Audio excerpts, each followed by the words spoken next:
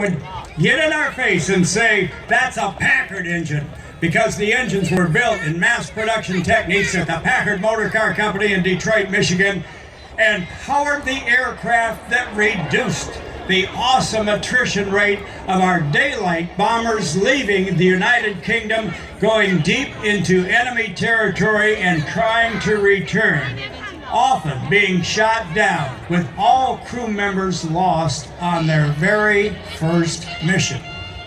But the airplane changed all that for a number of reasons. We'll tell you why. The airplane has been cleared for takeoff. Very soon you will hear the sounds of that Rolls-Royce Merlin engine. It had a 2-speed supercharger. As I said, it will be Merlin magic, Merlin melody, Merlin music that you hear, made by the Packard Motor Car Company and with improvements given back to the Rolls-Royce Company. 2-speed supercharger, put it up into the dogfight altitude, gave it another 10,000 feet of dogfight arena, from 29,000 feet up to 39,000 feet, and gave it another 100 miles per hour. There it could be effective both as a dogfighter and as a long-range escort for the B-17s and the B-24s, those 4-engine bombers that carried at least 10 young men from America to a mission and back, they would hope. But quite often, on the way to the mission, never heard from again. All right, low and to your left, listen to the music provided by Merlin.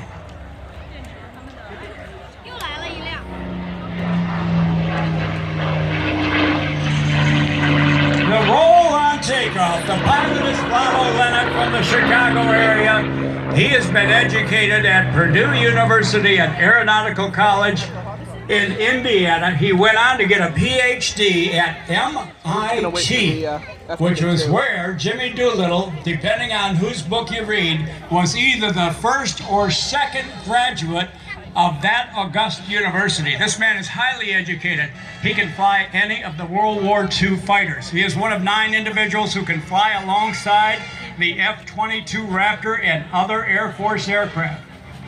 Now remember, when this aircraft was active, there was an Army Air Corps, but the United States Air Force had not been invented yet. That would take place after World War II.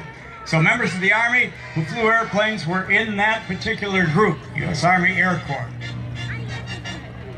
Now, the airplane that Vlado's flying is similar to the other World War II airplanes and Korean-era jets that he can fly. He has been an instructor on the Boeing 747 for the Boeing Company out in Seattle. Boeing celebrating their 100th anniversary this year. We will be celebrating that throughout the course of this year, especially at the big aviation celebration in Oshkosh, Wisconsin.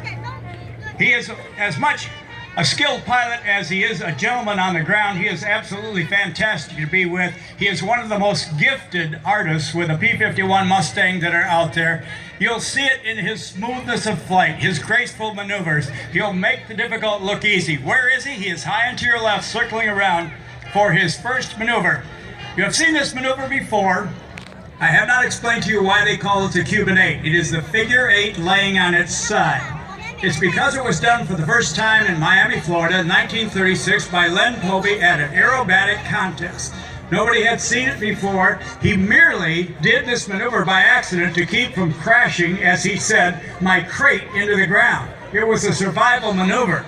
It became a standard because at that time Len Povey, a great American, was the chief aerobatic instructor for Batista's Cuban Air Force. And out of respect for Len Povey, we have continued to name that maneuver the Cuban 8 from that day to this. Listen to the purr of the Merlin Packard engine.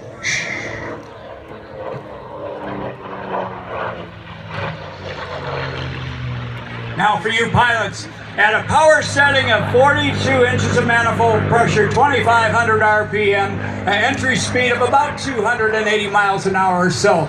Here's where Povey was when he thought he might crash if he completed the loop. So he stopped it, like Vlado is, found himself upside down, rolled the airplane right side up. He was happy to be alive. It felt so good, he had the altitude and the speed to do it again.